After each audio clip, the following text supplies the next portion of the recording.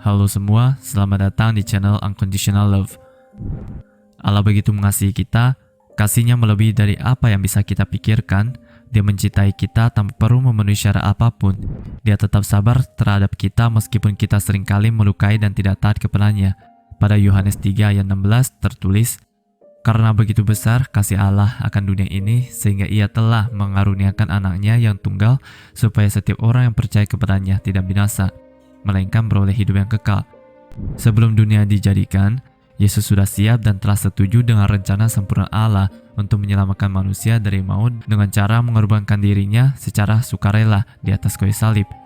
Inilah kasih karunia yang diberikan oleh Yesus Kristus, bahwa Dia mengorbankan dirinya untuk restorasi hubungan kita dengan Allah yang rusak akibat dosa manusia dan menanggung segala dosa kita.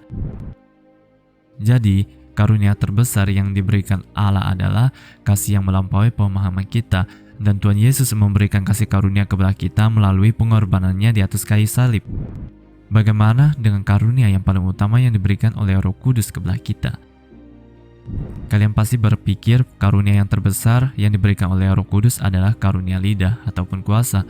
Pada 2 Korintus 13 ayat 14 tertulis, "Kasih karunia Tuhan Yesus Kristus dan kasih Allah dan persekutuan Roh Kudus menyertai kamu sekalian." Karunia yang paling utama yang diberikan Roh Kudus adalah persekutuan. Kita percaya kita menerima Roh Kudus ketika kita mengakui Yesus sebagai Tuhan dan Juru Selamat pribadi kita, serta memberi diri kita dibaptis. Roh Kudus telah menjadikan diri kita sebagai bait Allah atau tempat tinggal untuk Dia. Kenapa Roh Kudus tidak menciptakan tubuh untuknya, tetapi memilih kita sebagai tempat tinggalnya? Tentu Dia bisa saja memiliki tubuh, karena Dia adalah Allah yang Maha Kuasa. Tetapi Dia melakukan semua itu karena demi kita. Dia memilih kita sebagai tempat tinggalnya dan ingin bersekutu atau bersahabat karib dengan kita. Jadi, karena dirimu adalah bait Allah, jangan mengotori atau mencemari tempat tinggalnya. Oh Holy Spirit, please live with me and feel at home. Dia ingin memiliki hubungan yang terus berlangsung dengan kita. Kamu telah memenuhi syarat untuk berhubungan dengan Roh Kudus. Dengan cara yang sama, kamu memenuhi syarat untuk kasih Allah dan kasih karunia Yesus.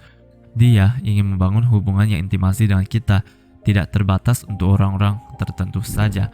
Roma 2 ayat 11, "Sebab Allah tidak memandang bulu, sebab Allah tidak pilih kasih, sebab Allah tiada menilik atas rupa orang. Karena Allah tidak pilih kasih dan memilih-milih siapa yang boleh berhubungan dengan akrab dengan Dia."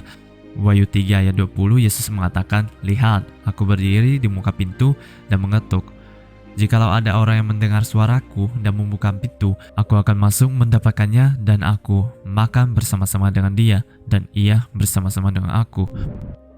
Roh Kudus tidak sebatas menginsafkan saja, tetapi juga memberikan kesempatan untuk berhubungan dengan Dia.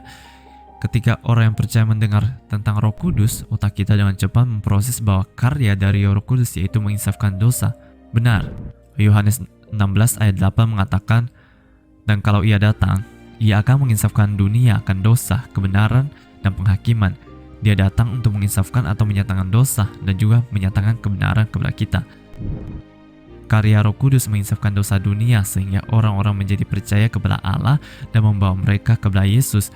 Dia menginsafkan kita akan dosa, tetapi Dia juga ingin menginsafkan kebenaran kepada kita yang telah kita miliki melalui Yesus Kristus. Kapan terakhir kamu diinsafkan oleh Roh Kudus bahwa kamu adalah orang benar di mata Allah? Semoga Anda mengalami keinsafan Roh Kudus, keyakinan bahwa Anda benar di mata Kristus Yesus. Ingatlah bahwa Dia adalah pribadi yang ilahi yang sangat dekat bersama dan tinggal di dalam diri kita. Cara yang terbaik untuk mengenal seorang pribadi adalah dengan cara berinteraksi atau berbicara dengannya, bukan hanya sekedar membaca tentang dia. Jadi kita perlu berbicara dengan Dia dan juga Dia akan berbicara balik kepada kita. Hidup dan mati untuk kemuliaan Yesus. Amin. Take my life and let it be consecrated, Lord, to Thee.